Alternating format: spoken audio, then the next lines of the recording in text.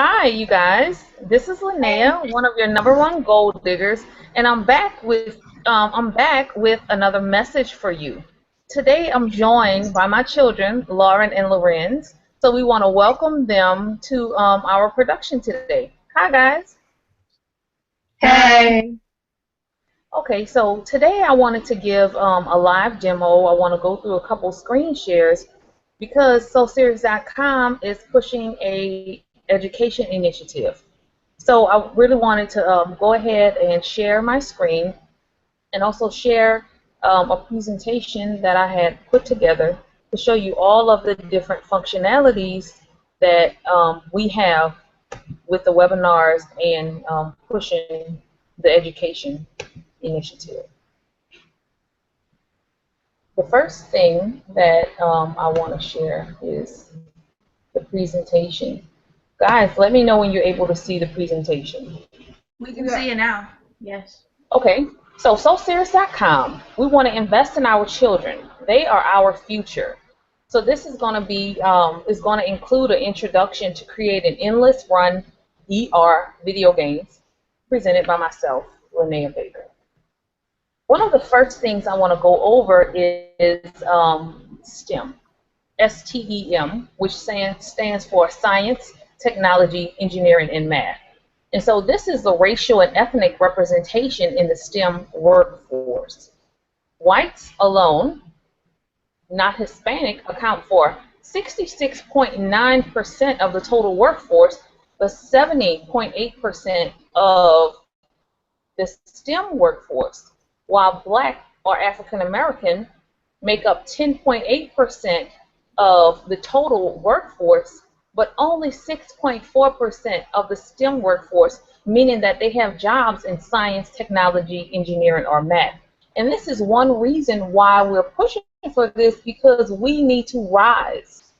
We're coming up on Resurrection Sunday, and we need to resurrect some of our statistics and actually rise and put forth some effort to sharing STEM initiatives with our youth and encouraging them and trying to build up the momentum to make them interested in STEM processes. And I also wanted to point out the Asian community, which accounts for 5.5% of the total workforce, but 14.5% of the STEM workforce. That's really a huge disparity. And so I want to try to push to increase some of those numbers through a couple initiatives. Here is another graph. Median earnings of college graduates by field of bachelor's degree in occupation from 2012. And here we could see that for computers, mathematics, and statistics, Black or African American estimate 62K per year for their salary, while white, not Hispanic, is 83K for their salary. While many people may look at $62,000 a year as being a pretty nice salary, there is still a disparity between what blacks get paid and what whites get paid, even the difference between what men get paid versus what women get paid. Moving on to my next slide. This is an example ASVAB testing question. As I have mentioned before, I wanted to hold a couple boot camps for ASVAB and ACT along with some other courses. The ASVAB is the test that you have to take when you want to go to the military. So many times people want to go to the military, but they don't get a high enough score to get the job that they want there. This is an example ASVAB testing question, and I want to also go through what it would be like if I held one of those ASVAB boot camps. And in sharing my screen here, we're going to work out this problem: 2 2/3 times 1 1/7. Okay, so I have my desktop up. I'll go ahead and write this problem: 2 2/3 times 1 1/7. Hey, my children over there, Do you know what the first step is in being able to solve this problem? You have to make it into an improper fraction. That is correct. So 2 times 3 is 6, plus 2 is 8. So that becomes 8/3 times, do you know what 1 and 1/7 becomes when you change it from a mixed number to an improper fraction? 8? Wait, a mixed number? 8/7. 1 times 7 is 7, plus 1 is 8. That's correct, 8/7. And now we could just multiply straight across. 8 times 8 is 64, and 3 times 7 21. is 21. And now all we have to do is divide. 21 goes into 64 3 times, which is 63, with 1 left over 21. And our answer is 3 and 1/21.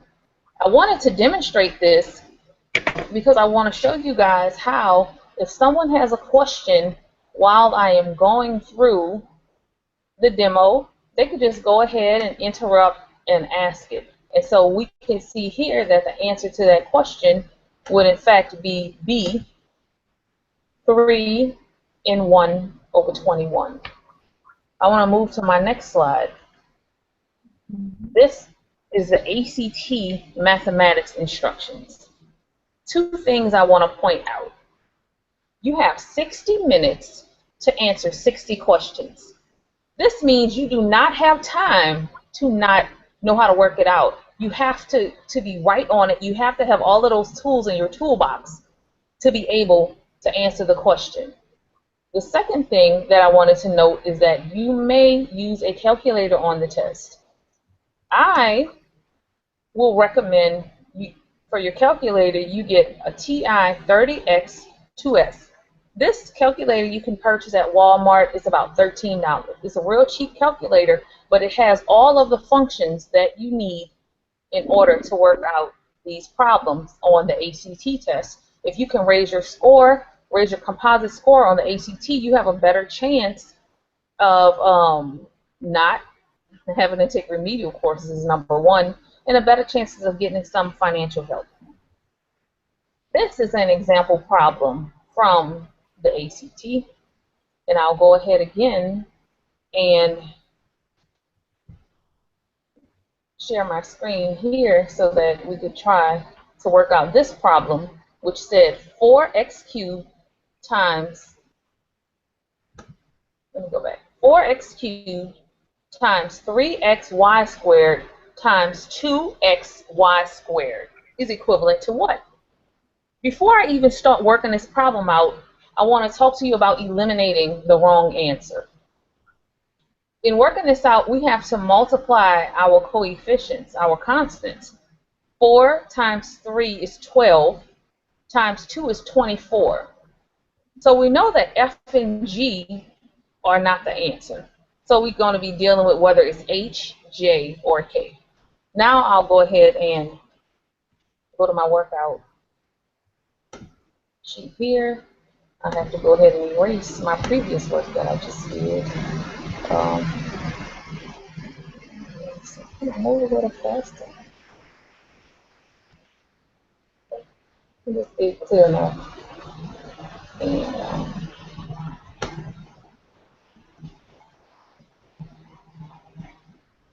And go ahead and write my problem.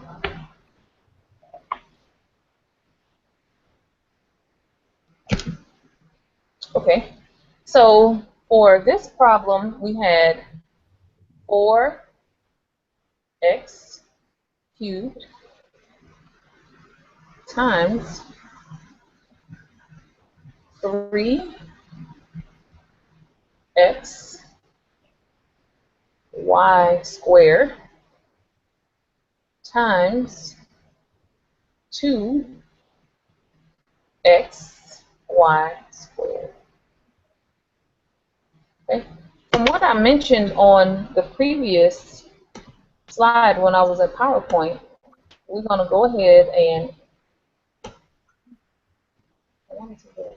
okay, we'll go ahead and multiply those coefficients, those constants. 4 times 3 is 12, times 2 is 24. Yes. So we know that part. Now we have to collect our like terms. So we have x cubed times x times x. These x's have what is not imaginary, but their exponent is 1. So we'll go ahead and add the exponent. So we have 3 plus 1 is 4, plus another 1 is 5. So that's going to be x to the 5th power. Do you have any questions about that? Why do you add the x? Why do you add the exponents? Okay, when you multiply like bases, I'm going to go ahead and change my color here and put that this exponent is a 1. Okay, it's a 1 there, and then here's a 1. Okay, so when you multiply, let's come to the side. When you multiply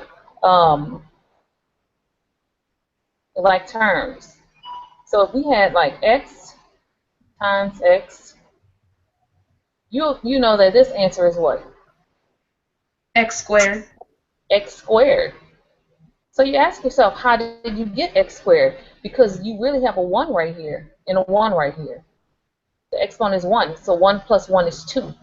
That's why x times x is x squared. You always add the exponents. Oh, okay. Does that make sense? Yeah. Okay, so while we're moving along, for our x in this problem, we have x cubed, and we have x and another x, right? Yeah.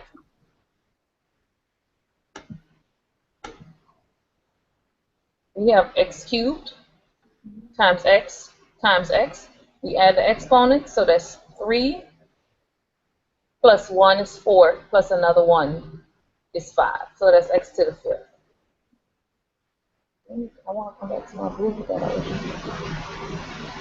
Okay, now we'll continue with the y.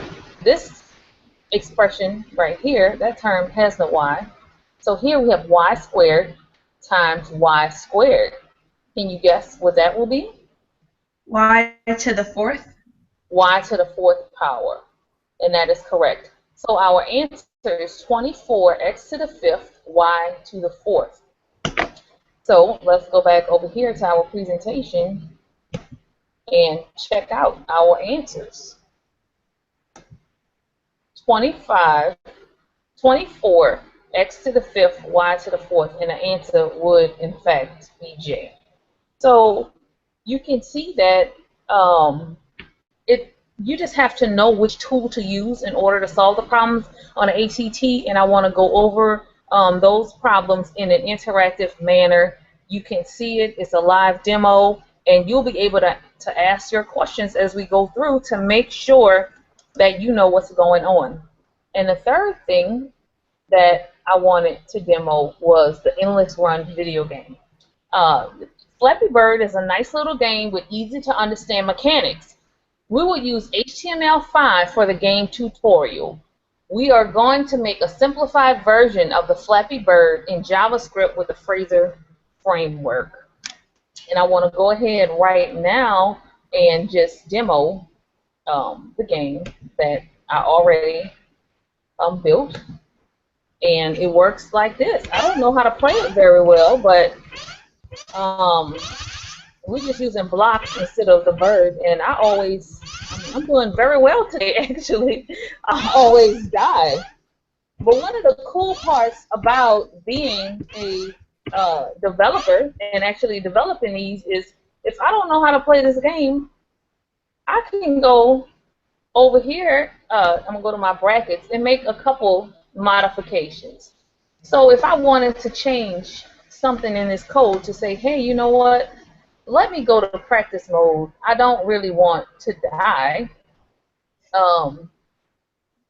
I'll go ahead to the part of the code that is testing um, to make it die. And I'll go ahead and comment that out, save it. So when I come back over here to my game and I'm playing it, well, guess what? As I'm going, if I hit these walls, I just keep going because I need to know how to practice. So sometimes we will write software. That doesn't mean that I'm the best gamer, right?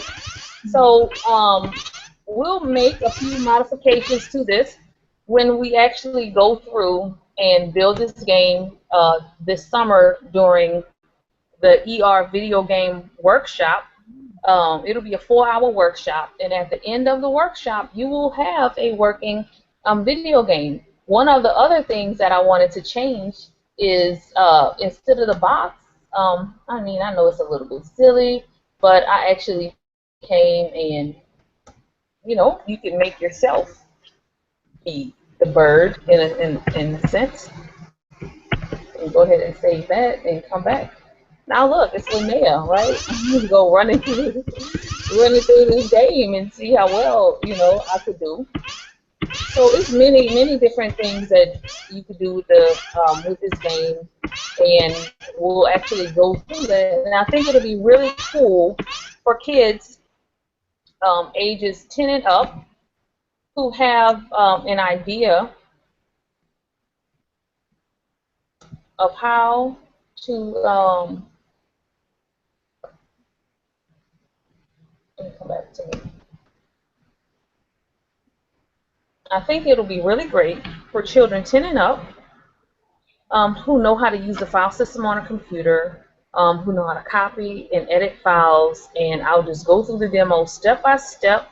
I already practiced this with my own children, so I know that my son there, Lorenz, waving, say hi again, son. Hi. I think I could pan out to you guys' video and actually share that. And I mean, they were able to do it. They try to smile and say they on candid camera. Um, and so now I just, wanted to put this out there for you guys to actually see how the process would work.